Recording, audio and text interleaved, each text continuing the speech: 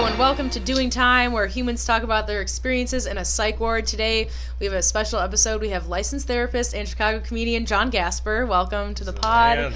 I will say up top, I am not licensed. I gave you guys a hug once. I was a counselor for many years and got a master's in counseling and human services, but I do not have my official licensure. Okay, but you're a master's. Right? Yeah, you're the closest I'm ever going to get to a real therapist. You still will get charged for this. Okay, you still get a bill in the mail. I take United. everything else is cash.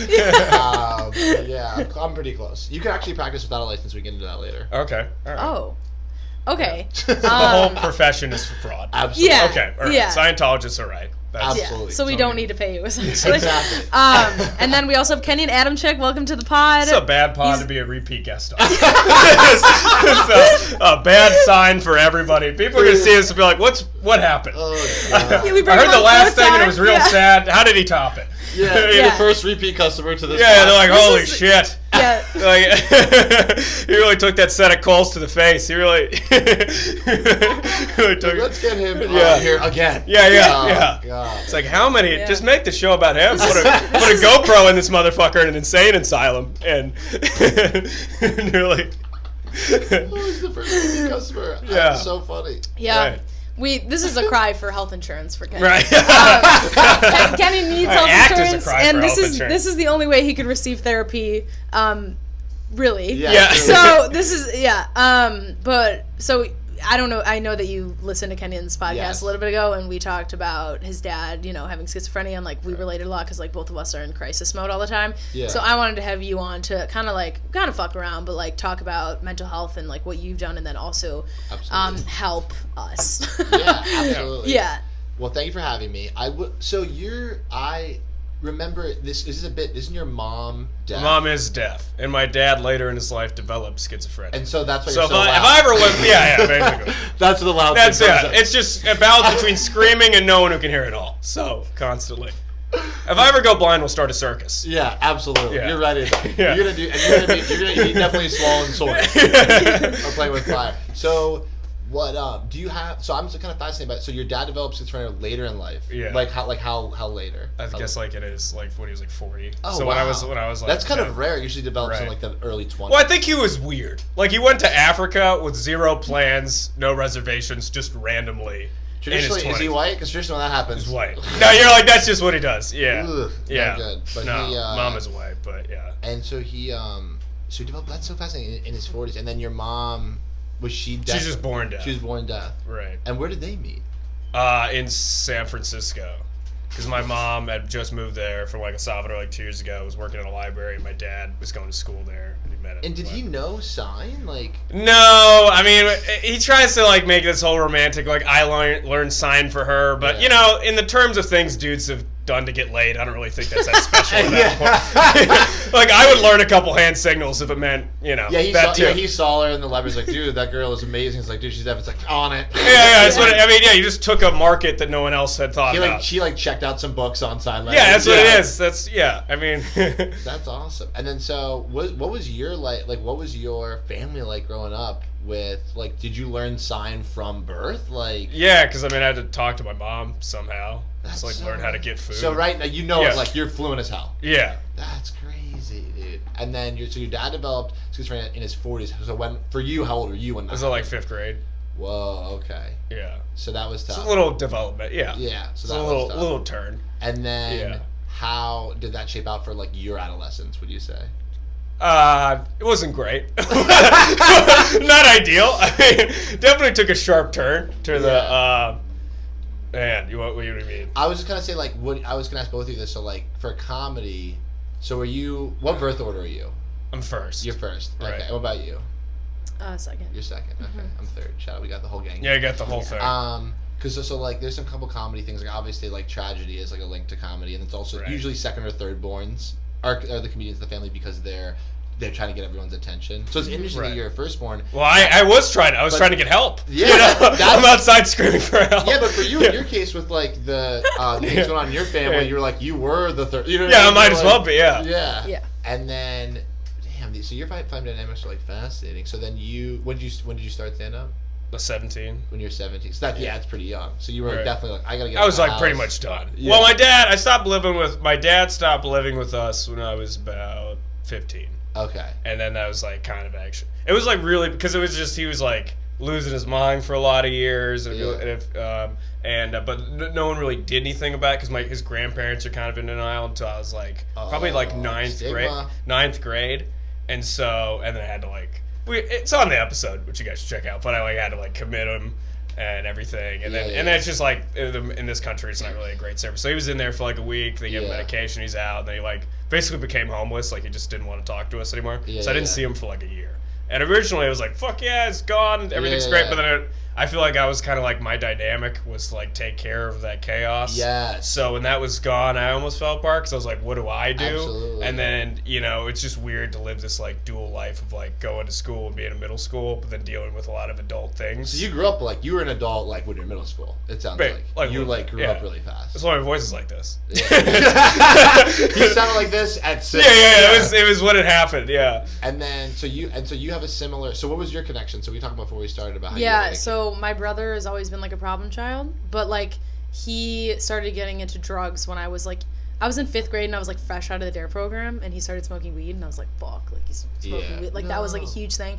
And then my brother like progressed into like he like couldn't get high anymore from weed, and then went to Xanax, and then you're like, hey baby, you got a new friend, I can give you his number.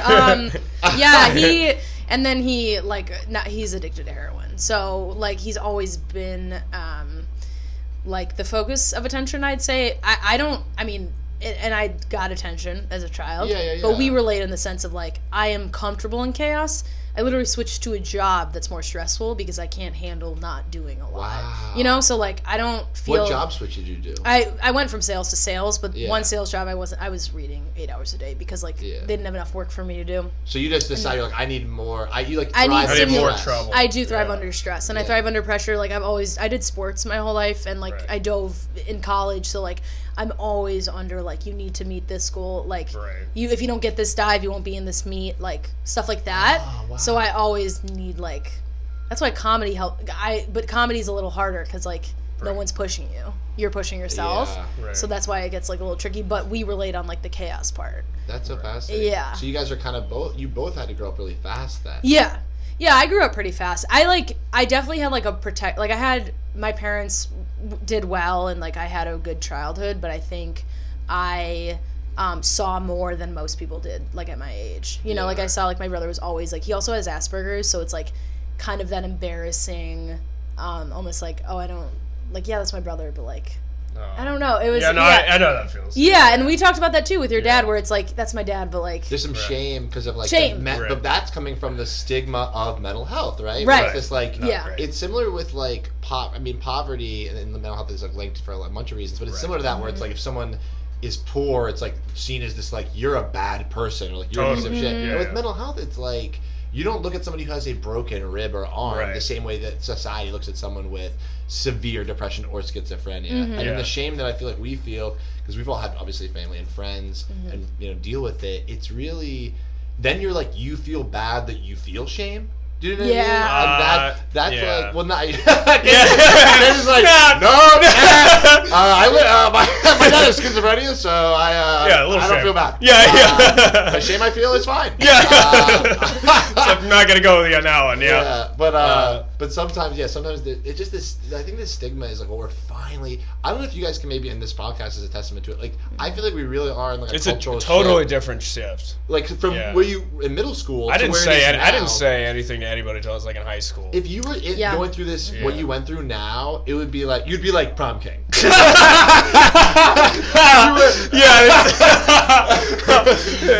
Like he's half Latino too. He's like really cash in on all the fucking shit.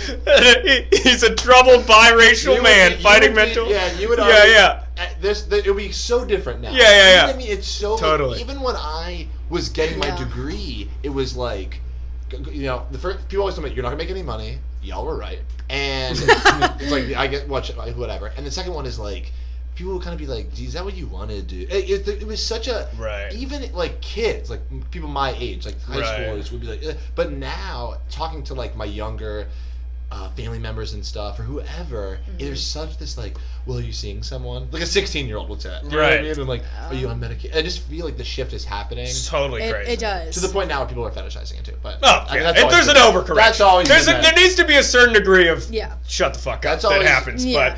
But dude, my girlfriend said something so funny. She was like, I read this book that she like lent me to me, and I was like, the first time I heard about fetishization of mental health was BoJack Horseman, and she's like, you need to read more Women of Color. She's like, you need to ingest more media.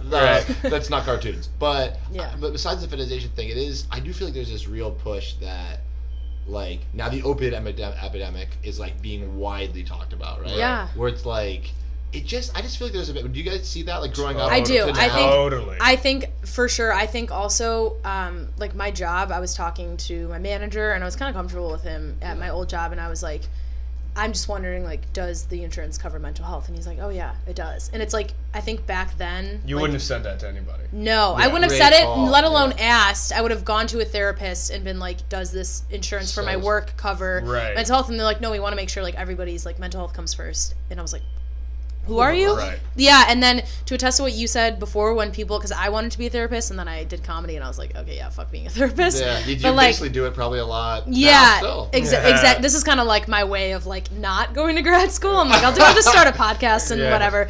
But like, just to attest to what you were talking about, it's like when you tell people you want to be a therapist, and they go, is that really what you want to do? It's that like, looking down on, oh, you want to be like dealing with people's problems all day, and like, and it's almost like they're viewing themselves kind of above people with those issues, because they're like, oh, you want to help those people, and it's those people, quote unquote, that you're helping, and it's like, no, those people could be you. You know, like anybody could go to therapy. No, I think mentally ill people are like modern day lepers.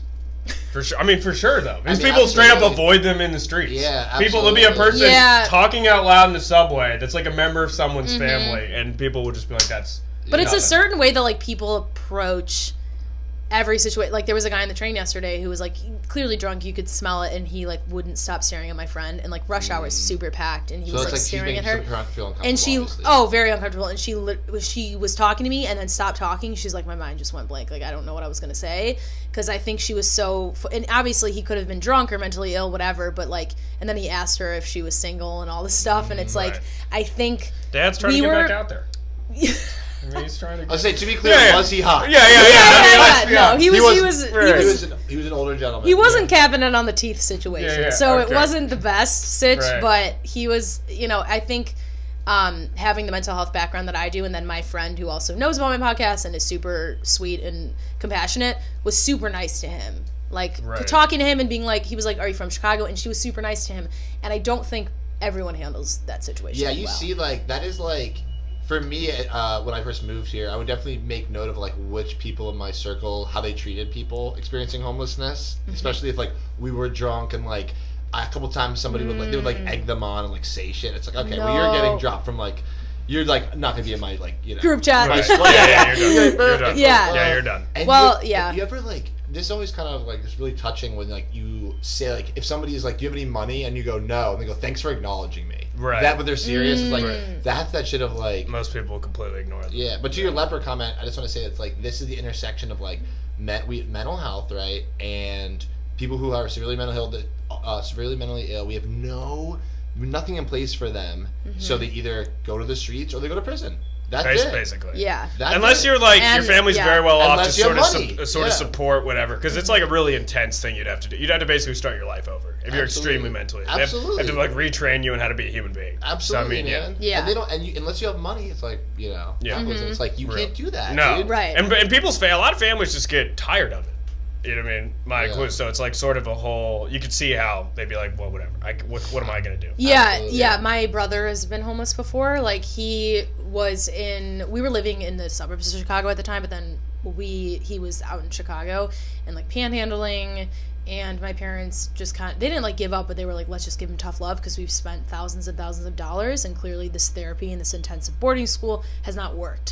So let's just, like, let him literally live on the streets, because he should be grateful for how like how much money we have. Like we've given him a roof and food and everything more than that. Like we lived in a very wealthy suburb, and he still like, you know, went down that path. And I think that's like personally why I like sometimes don't give money to homeless people, because I'm just like, I see my brother sometimes and I'm like, I don't so it's wanna, like loaded for you. Yeah, it's Do like, y'all believe in like it's kind of like a rock bottom, helping someone get to rock bottom? That to me is like No.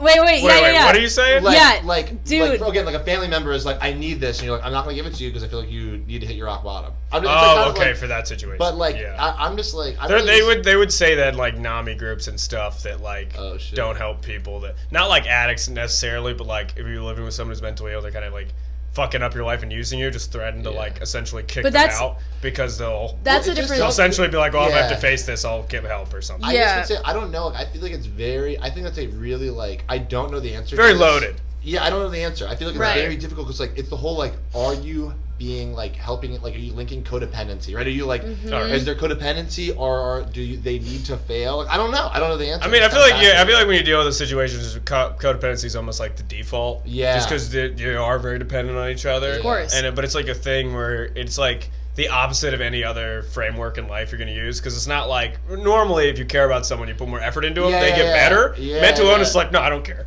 It doesn't matter how much you tell someone or care about. They're like, I'm still fucked. It doesn't matter. And so it's like a little confusing for you to be like, wait, but it goes against your instinct because it doesn't matter what you say, it doesn't matter what you do. My parents like stopped giving my brother money at a certain point, and like my family friend runs like 7 sober living homes in the city, and he used to tell me like never give money to homeless people, because I was one of those people and like took people's money and bought drugs, used heroin, like you know, so I was like, oh, okay, I won't do that. And he switched, and he was like, now I'm trying to help people hit the bottom so they can come like and live in my homes, or like, but like sort of he'll like give money. He's like, I only give money to homeless people if they admit they're gonna use it for drugs. Like he's like, I'll just like give it to them and be like, he's like, yeah, you need $5 for a bag? Here you go. Yeah. Hit your bottom, dude. I just wonder if it. Like, I wish. I mean, but it's like, I think it's chaotic in the sense of like no one knows what to do. You know, like you could give them money and they could go and buy drugs and they could overdose, or you could not give them money and they could learn the hard way. Like it really just depends on the situation. Well, also I don't know if everyone who's homeless is a drug addict. Yeah, but I think I feel like a lot of them are, but I'm sure some of them are just severely mentally ill. Yeah, 100%. But then I think the reason why I sometimes think that it's like that is just because I've had experience with my brother being homeless, and because I think a lot of times people who are mentally ill cope by using drugs, because who I mean, it's like if you're homeless, I mean, that's like Maddie Wiener does that joke about it. It's like, let a homeless guy have a drink. He needs a drink. He's fucking homeless. You know what I mean? Like it's so it's. I think it's a drink. It's fucking homeless. Yeah, exactly. So I think you know it's difficult, and it's hard to know in like every situation, because there's so much like comorbidity, like there's like the depression causes anxiety, and the anxiety causes the depression. And I think you're self-medicating with, that's what I was going to ask you about your brother. So it's like do you think he's self-medicating with the heroin for something else? Definitely a little bit of over-medication, right? I don't think Asperger's is Asperger's secure, but he can't move. He's just lying on the couch. Yeah, it's like he's sleeping.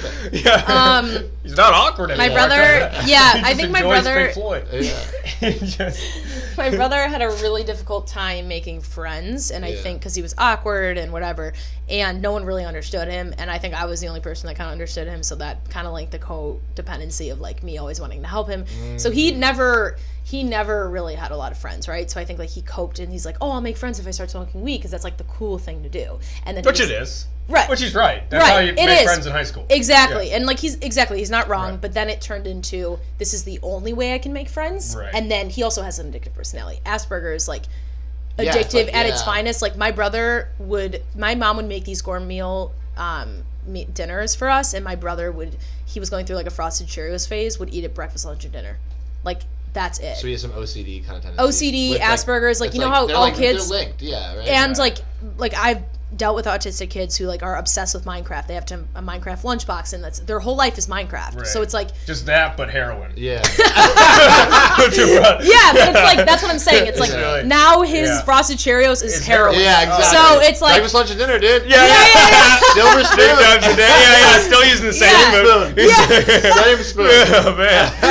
Oh my god. Puts the Frosted Flakes in first. Yeah. It's just I had had a college Makes roommate. it hit harder. I had a college roommate who like was doing heroin. I didn't know. I was like, was he shooting it or snorting it? I think he was shooting it because he would just like, I would come home in like the dead of winter and it would be like 80 degrees in my house and he'd be like sleeping and I'd be like, "What's you? Oh, you have a rough day?" I just like I didn't know. I shot my fidget spinner. Yeah. Terrible roommate. Yeah. Like you just would always be asleep 90% of the time. I just look back at that. Pass out in the middle of conversations. I had no idea what was going on. Yeah.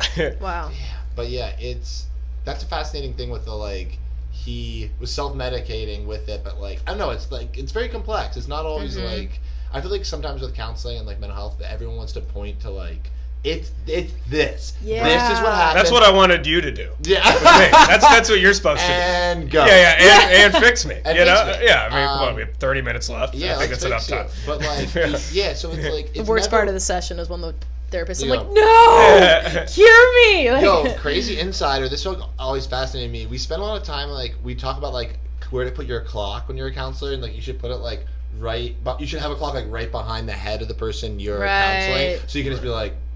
Oh, really? Like, to me, I was like, that's. I understand why, but like the little things like that, I'm like, that's a little insane. Yeah, it's a little like. I feel I'm just like gonna be like, I'm just looking at my watch. Yeah.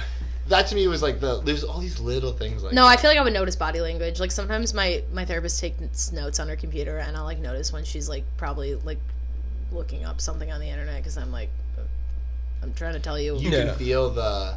I can feel the like don't you all hate when they take notes? Have you been in therapy? I went twice. Because you have some good jokes about how it's too expensive. And that is now you're true. all better. Yeah. Got all better. I have a tag about it, so Yeah. it doesn't affect me anymore. Yeah. so it's done. So, but like, have you and you've been to therapy? So like, my whole life. And you went a couple times. Yeah. Do you feel like that's something you want to do or no?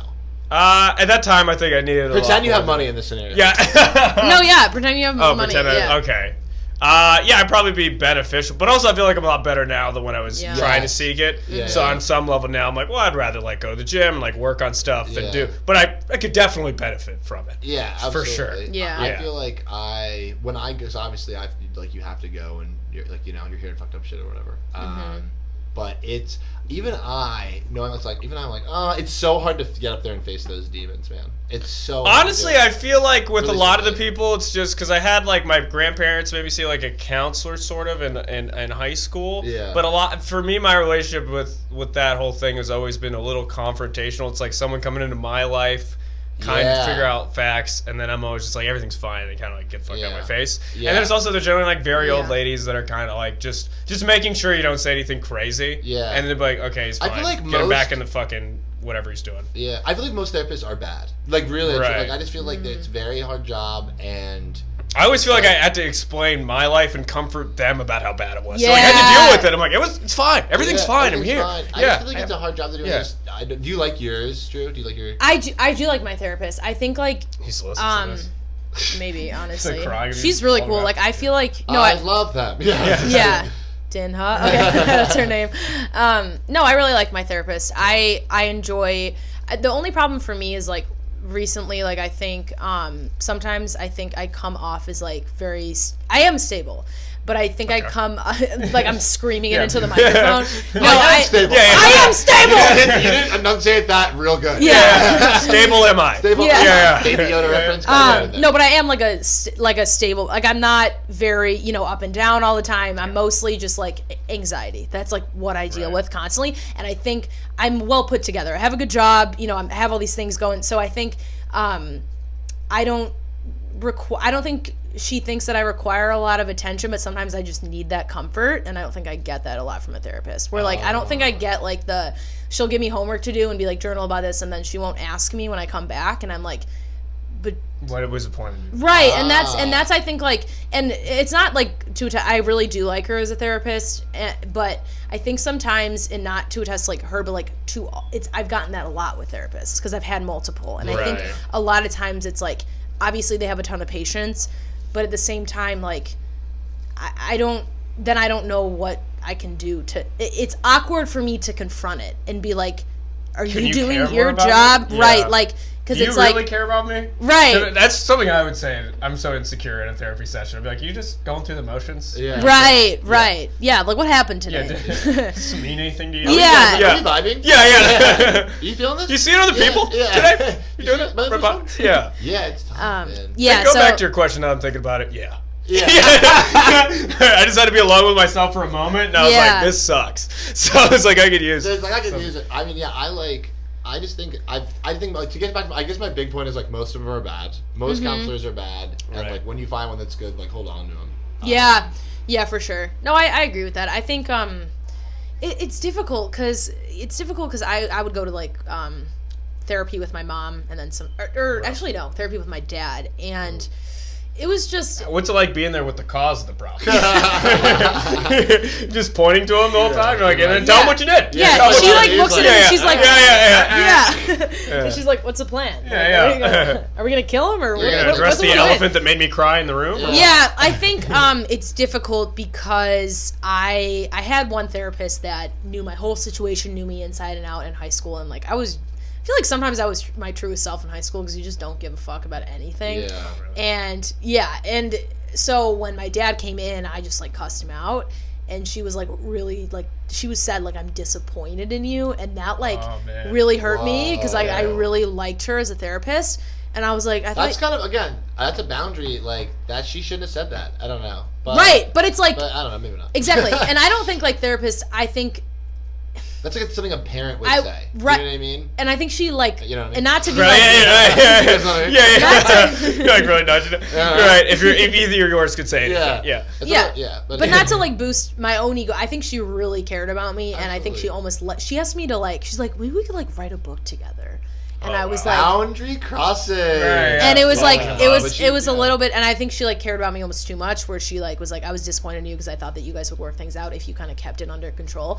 Would rather have a therapist look at me and be like, you were really angry, like you got really heated. I've never seen you that heated before. Why were you like that? Like, let's dig deeper into that. And I would rather have the professionalism of somebody who cares, but it also is like realizing the situation, not like I'm disappointed in you for the way you acted. It's like I'm not. My dad's here to say that, like he's my parent and he could say that. Yeah. But like I didn't like obviously I called my dad a cunt in therapy. I was really Wasn't that kind of therapeutic though? Yeah. I mean, I felt great. I told Yeah. my therapist, I was like, so you don't like that I have balls? Yeah, Like, yeah, what are you yeah. talking about? Like, That shows leadership skills. Yeah. I took You the actually reins. are the alpha of the family now. Yeah, exactly. So I think having, and it's like, and I liked her in other ways, but then again, it's like I have a therapist now that there's obviously some flaws that I see, but everybody, all therapists, they're not perfect. Absolutely. And that's what sucks is like being a therapist, you have to be like a person as a profession almost, and like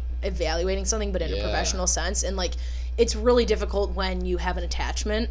And I think that's what. But then when I don't have an attachment, have you ever had where like you don't have an attachment to like a professional, like a doctor or something, and then you like, I don't know, I want her to think I'm cool. Absolutely. I want her to like think I'm doing cool things and like. But well, the reason it's so scary is this person is essentially evaluating you and your deepest secrets and stuff. Absolutely. Yeah. So I mean, it's a little scary to be. Yeah. To really be, I feel like I'm under audit whenever I go to like a therapy man. session, and it's like I'm on trial. But your brain right. Yeah. It's like, and they're just like, well, why made you do that? And I'm like, we haven't. I'm like shoveling papers Yeah. around, like burn the files. You know, It's a bad year. Yeah. But yeah, It didn't work. Yeah. well, you justify yourself a lot and you say I'm fine because you don't want them to think, I need to be sent to a hospital. That's my biggest fear, so I don't want to do that. Everyone always wanna says that. handle You ever get that when you talk to people about therapy? They go, well, I don't know. They'll send me to the... They always say the loony bin. First of all, I hate people call it the loony bin. It's so fucking whack. It's a good name for a podcast. Really, I kind of think it's kind of Yeah, funny. you like the I think it's loony kind of funny, dude. Loony bin's a funny thing to refer. Like whoever the guy who said that in the 30s was probably funny, dude. Yeah, that shit was fire for the first several decades, and now. It's a fun. Now it's overused, but the first person who said loony bin killed. To me, it's like a Midwest mom. Like, what's the loony bin? It just has this like. If you literally imagine like picking up crazy people, throwing them into a bin, it's like the loonies in a bin. Like, come on. The best thing I ever heard. The best thing I ever heard is somebody literally took it so literal. You're like, they're loonies in a bed. Yeah, that's what they are. Kenyon, this is the hill. Kenyon's dog is the loony bin. Yeah, like it's funny. Well, I heard the best thing ever on the phone at my like old counseling job. They were like, this woman was talking about her father was like losing his mind, like like dementia. She's like, yeah, the cheese is slipping off the cracker a little bit. That's great. That to me is like, you're not a cheese on the crapper? Yeah. The cheese slipping off the cracker to me is so funny. You gotta listen. Great riffs come out of Mental Illness. Oh my god! Yeah. Some great times. Yeah, and not that one, I guess, for Drew. No. But That's for great. Kenyon, I thought it was But good. yeah, but you were saying insider. you were saying like it's a concern for most people to go to a psych. Like, That's Well, what for I me, it feel would like. take Right. it very personally because we'd be like, I'm going. That's But like probably people my seem biggest to fear not as a let go human because being. of that's like if I if you got addicted to heroin or something. That's what I'm saying. Or Yeah. if I was homeless or something. Right, 'Cause so that's like my biggest fear is like I have become this Yeah. person. Because it's like one of the most horrible things to see. Yeah. To witness that. So you're like, well, if that was me, I'd probably. Of course, like when I was growing up, all I smelled in my house was weed. Like from not all growing up, but like from Just middle growing up school in a to literally like Coachella in my house. Yeah. From 5th grade You're to complaining. like having a baller childhood. yeah, from like 5th grade to freshman year. Yeah. I mean, Drew had to smell Kush, guys. Yeah, It was it's traumatic literally for like her. wake and bake all day. It's just Right. bake. That's Right. it. But it's Just like bake. just bake. Yeah. From like 5th grade to 8th grade, and then I went to like a high school party, like sophomore year or something, and I smelled weed and I started crying.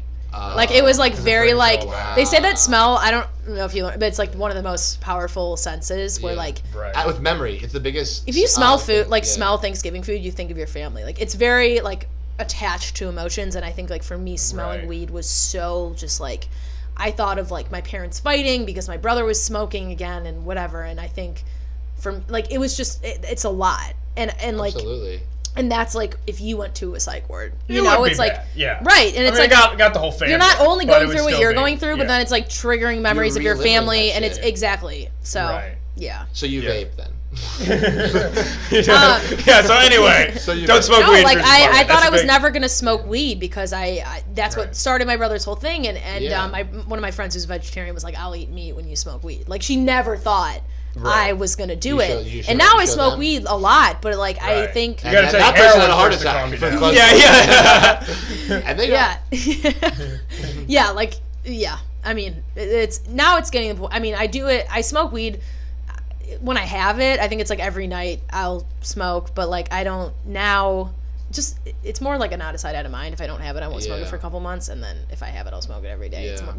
But I think that is one of the biggest issues for me is trying not to be like somebody else, trying not to be like him, and I like cross-referencing like what you were saying. It's like I just do not.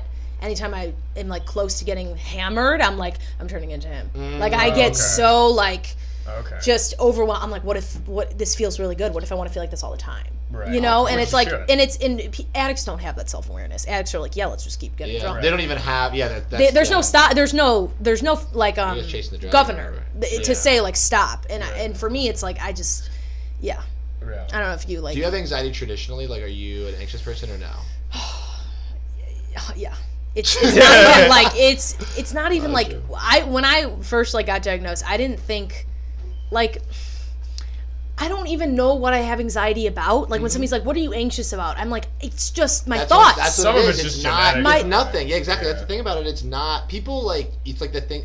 People have a harder time. I feel like with anxiety and depression, like who don't have it, conceptualizing it. It's like you're not anxious about anything. No. You're anxious. That's like you're gonna find something. I to know, be and then that's like when you're experiencing. I actually caught myself because I was trying to think in my head like, what are my thoughts? Because so many people ask me like, can you pinpoint what your thoughts are and when you get anxious, and then kind of write that down, right? So I was thinking, I'm having like a birthday thing on Friday, right? Yeah. And I was like, okay, so if I have the birthday thing, and will people think I'm weird that we're bowling? Like I literally was like, will I think people? And then I was and like, we will. Yeah, and we will. In your life. That was with self-awareness. So then I was like, well, I'm gonna have my comedian friends there, and then also like some of my, like friends from high school there, and then will they think I'm weird? Will they be talking about me? And then if they're talking about me, like, will they think like, what if we can't bowl and we have to like wait? What if we're just like at a bar? Will I have to like act different and do different situations because my comedian friends are there? Will they think I'm cool? Like, it's this whole like you just spiral. have a drink. Do you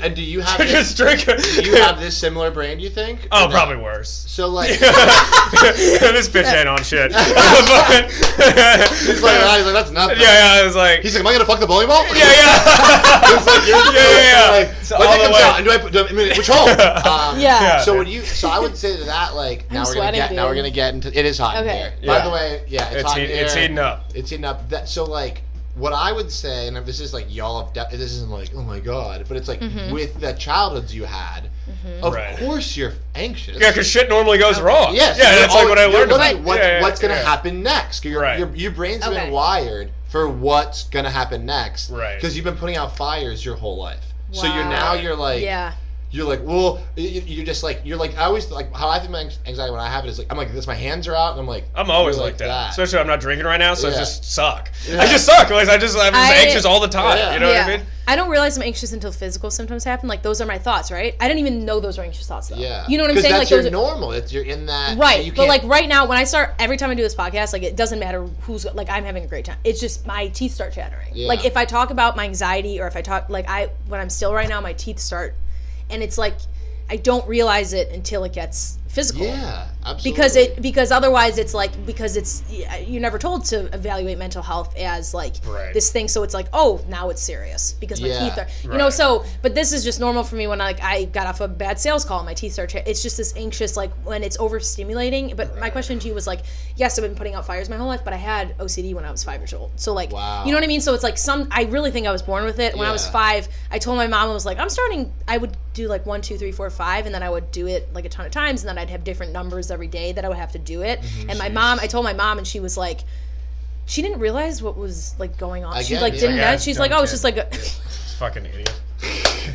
Just gave you a bunch of NyQuil and was like, hopefully but like a pat on the head. Yeah. And I would like tap my feet on things, and I don't, you know, not to like bash her. I just don't think she knew like that was OCD. She's like, oh, we don't she's have education about mental health, so that's just, like, so our parents don't know, so then we don't know, and it continues to cycle. Yeah, and I think like that's why I think like I was born with it. I've had it. Yeah, I remember when I was younger. I mean, even when like I got my period for the first time, I remember. That's fair. Right. That's fair. But like I would do stuff that was like, I remember in middle school, I like wanted to put a tampon in like the trash, but I think I put it like in my pocket or something and threw it in like the main trash instead of the one in the bathroom, because I thought if somebody came in after me into the bathroom, they would look in the trash can, see the tampon, and be like, Drew has her period.